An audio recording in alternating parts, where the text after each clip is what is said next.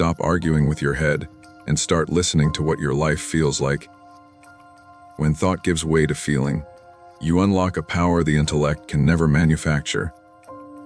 We have been taught to revere the mind as if it were a citadel that alone can protect us from error. Schools, workplaces, and 1,000 well-meaning mentors have reiterated the same chant: analyze, plan, calculate. Yet there is a quiet tyranny in this exaltation of thought. When thought is celebrated to the exclusion of feeling, life atrophies in two ways. The body grows distrustful of its own information, and courage becomes a theoretical virtue rather than a lived capacity. Thinking alone makes you small because it divorces decision from the living substrate that actually moves you through the world. Think of a man with a map and no sense of terrain. He may know every contour on paper, but stumble when wind blinds him, when mud gums his shoe, when a child's cry changes what matters now. The map alone cannot feed him. In the same way, intellect without feeling is an abstraction that refuses to be corrected by the simple, often brutal arithmetic of somatic truth. The modern mind mistakes verbosity for mastery and multiplies mental explanations until they become a fog. In that fog, action is postponed, energy is dissipated, and life is lived in drafts rather than in fulsome scenes. There is also a moral cost. Overthinking privatizes courage. It lets us rehearse bravery in language, while the body learns the script of timidity. The person who always assesses risk, but rarely enters it is, over time, less able to feel risk and thus worse at discerning true from imagined danger. The threshold between prudent caution and debilitating doubt is thin. Thought alone tends to drift toward the latter because the mind prefers the illusion of safety that analysis provides. Analysis often masquerades as responsibility. But responsibility is not mere calculation. It is the capacity to bear consequences, to let the body meet outcomes, and to repair them when necessary. Culture reinforces this error. We reward think pieces, plans, and strategy decks, and we consign the messy, immediate data of feeling to the informal sphere: small talk, therapy sessions, or Instagram captions. The effect is a public life of neatness and a private life of confusion. The heroism we applaud in principle is often replaced by a performance ritual that shows competence without necessarily delivering change. The paradox is that the more we worship thought, the less reliable our thinking becomes because it is never cross-checked by the embodied wisdom that would either confirm or refute it. So the first step toward becoming unstoppable is humility of method. Accept that feeling is not the enemy of reason, but its indispensable partner. Feeling constrains and accelerates thought. It tells you when a plan is alive and when it is fanciful. It tells you when your attention is sincere and when it is merely anxious activity. You must stop using thought as a cover story for indecision. Start treating feeling as evidence. That shift reorders the economy of your life. Instead of buying time with explanations, you begin buying clarity with attention. How do you begin? First, learn to notice your default habit. When faced with a choice, do you immediately generate 10 reasons to delay? Do you feel a tightness in your chest and then try to argue it away? The habit of rationalizing is learned. It can be unlearned. Begin with simple experiments. Make a minor decision. The style of shirt you'll wear tomorrow, the short walk at noon, and choose from felt data rather than from a cascade of pros and cons. Observe the consequence. Small acts become proofs that the body can be trusted, and proof is the antidote to theoretical fear. Second, allow the language of feeling into the vocabulary of planning. Instead of saying, "I will consider it," say, "I feel resistance in my chest and curiosity behind it." Naming shifts vague discomfort into something you can address. A feeling becomes either an instruction, avoid, or press forward, or a resource. This sorrow reveals a boundary to honor. When you name, the emotion loses its theatrical power and becomes instrument. Third, practice brief rituals that connect cognition to sensation. Before any important conversation, place both feet on the ground and breathe for 30 seconds. Notice the pulse in your throat. Allow thought to be a tool and feeling to be a compass. Over time, this nervous system coordination reduces the distance between insight and action. Finally, reframe the ideal of wisdom. The wise person is not the one who never errs intellectually. The wise person is the one who learns from their whole system, head, heart, and body, and then repairs. Overthinking is a kind of cowardice dressed as sophistication. Replace it with a humility that accepts uncertainty and a courage that acts in the presence of it. When thinking and feeling operate in tandem, you become larger than the sum of your calculations. You move with a confidence that does not require pretense, because it is rooted in the felt sense of what is alive and what is dead for you. That is the beginning of being unstoppable. Thought is the map, feeling is the terrain. Honor both, but start walking with the ground under your feet. If the first plea is to reduce the tyranny of thought, the second is to refuse the cultural denigration of feeling. Emotions are not the whims of an undisciplined child. They are the oldest language you possess for describing the relationship between you and the world. They are the body's headline editors, compressing context into an attention demand. Anxiety signals a mismatch of expectation and environment. Grief announces loss that needs integration. Anger names a boundary violated. Recognize emotions as information, not verdicts. Feeling as information requires two skills: clarity in naming and curiosity in inquiry. Name before you act.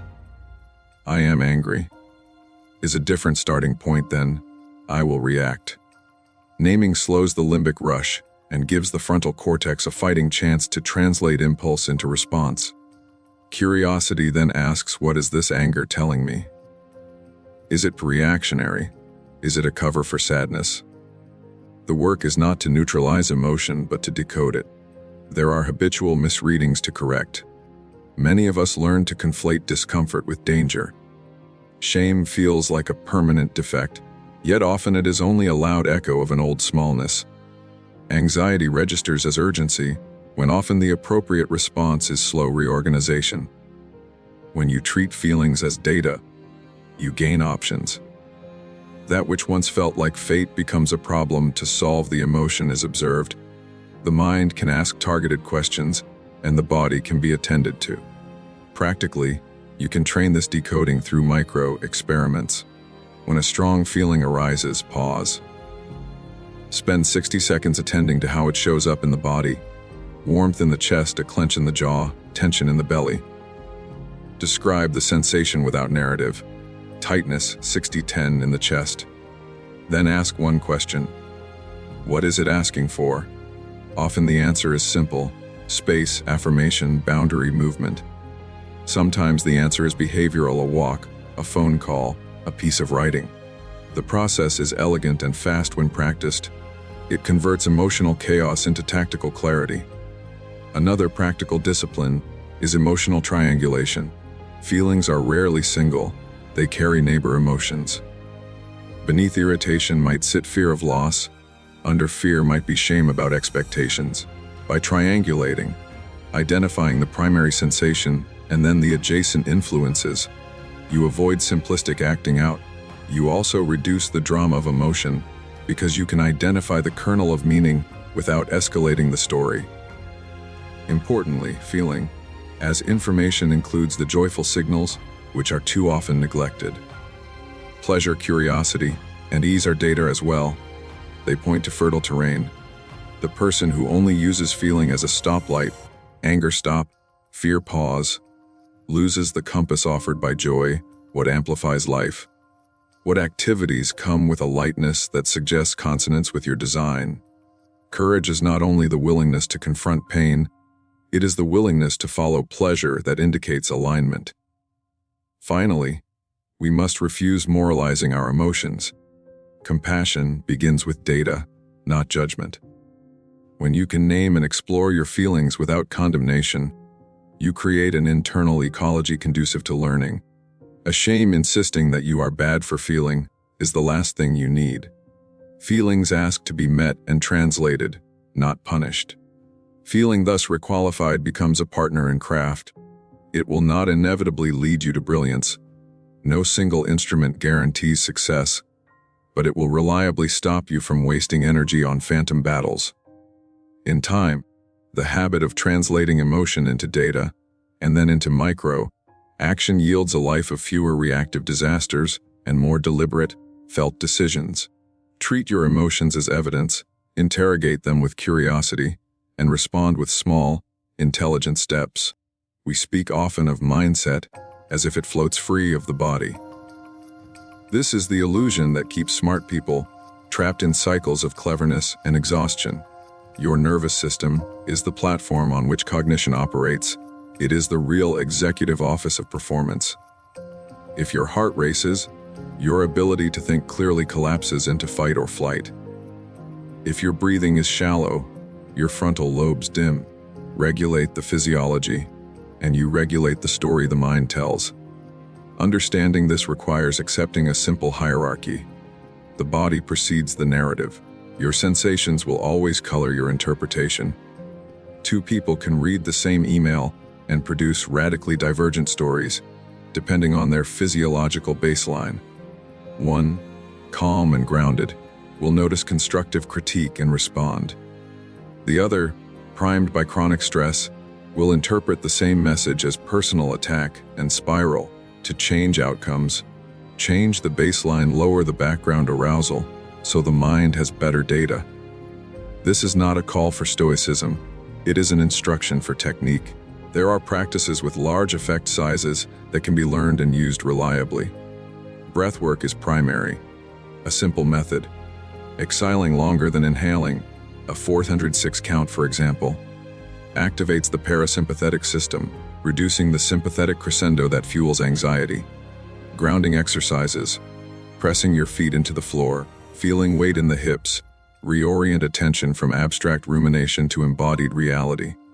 Movement. Short walks, stretching, releases catecholamines and resets mood. These are small, accessible interventions that yield disproportionate returns. Another practice is rhythm. The nervous system is rhythmic. Work in blocks of focused attention, the Pomodoro method or similar, and punctuate with consistent restorative intervals. This creates predictable variation rather than chaotic oscillation, and the body learns to expect and recover, making sustained performance possible. Sleep and nutrition are not glamorous, but they are foundational. A depleted system cannot support clarity. No amount of pep talks will substitute for biochemical resources. Invest in consistent sleep windows and simple nutrition habits: protein at breakfast, hydration, and a general reduction in stimulants. Small stoichiometric choices compound into a calmer baseline. Also, cultivate interoceptive literacy, the capacity to sense internal bodily states. Many people live in a prolonged dissociation from sensation, and then are bewildered when their reactions surprise them. Practice noticing hunger, thirst, tension, warmth. When you can read your body, you can preempt dysregulation. Finally, integrate community buffering. The nervous system is social. Presence of trusted others reduces baseline arousal. Rituals of connection, brief check-ins with a friend, a quick mentoring conversation, do more for regulation than isolated heroics. When physiology is tended, the mind can perform in higher registers. Ideas that once remained abstract become executable. Decisions made from a regulated nervous system are faster, less reactive, and more resilient. This is why the unstoppable person trains body and mind in tandem. One feeds the other. The body is not an impediment to thought. It is the infrastructure for it. Tune the system first, and the mind will follow. Intuition does not arrive as a mystical lightning bolt to a special few. It is an acquired skill of rapid, embodied pattern recognition. Animals, soldiers, firefighters, and seasoned professionals pivot on this capacity. It's not magic. It's pattern, practiced in the body, and recognized before the slow machinery of deliberation catches up. To become unstoppable, You must cultivate this muscle, the capacity to sense a situation and act with calibrated confidence. Begin with small projects that train pattern recognition. If you are building relationships, note micro responses, pupil dilation, micro tension, cadence changes, and connect them with the social outcome after a week. If you are a manager, practice spotting the single signal that predicts team morale 2 weeks later. The aim is to create correlations between subtle sensed patterns and subsequent reality. Over time, the nervous system internalizes those correlations and can mobilize them faster than thought. Another practice is constrained improvisation. Set up harmless, low-stakes scenarios where you must act quickly on minimal data. For instance, public speaking prompts, cold outreach with a time limit, or improv exercises with trusted peers. The constraint forces faster calibration, the error cost is low, so the system learns without catastrophic penalty. This is how athletes train for clutch moments, repetition under slight stress to teach the body to rely on practiced patterns. Cultivate trust in small increments. Intuition is buffered by information but not conquered by it. You can validate a felt sense with a short, low-cost test. If you feel that a job candidate will not be a fit, ask one targeted question in the interview or schedule a short follow-up to observe real behavior. Action that honors a sense while leaving room for correction is intelligent. Another key is integrating symbolic practice. The imagination can be a rehearsal lab. Close your eyes and feel the scenario as if present. What is the bodily tone? Where does attention land? Ritualized visualization, not airy fantasy, it is specific and sensory. Visualize the texture of the room, the tempo of speech, and bodily sensations. This trains the pathways that intuition will later run. Remove shame around mistakes. The training of embodied intuition requires that some judgments will be wrong. If you punish yourself for each error, you will narrow your system. Instead, journal the instinct, the action taken, the result, and the lesson. This becomes the data bank from which faster sensing derives. Finally, anchor intuition with ethical bounds. Sensing without principle becomes impulsivity. Decide in advance values that will constrain action when swift moves are required. Protect dignity, avoid exploitation, maintain presence. These pre-commitments allow the embodied self to act decisively without devolving into barbaric impulse. Intuition is not enchantment.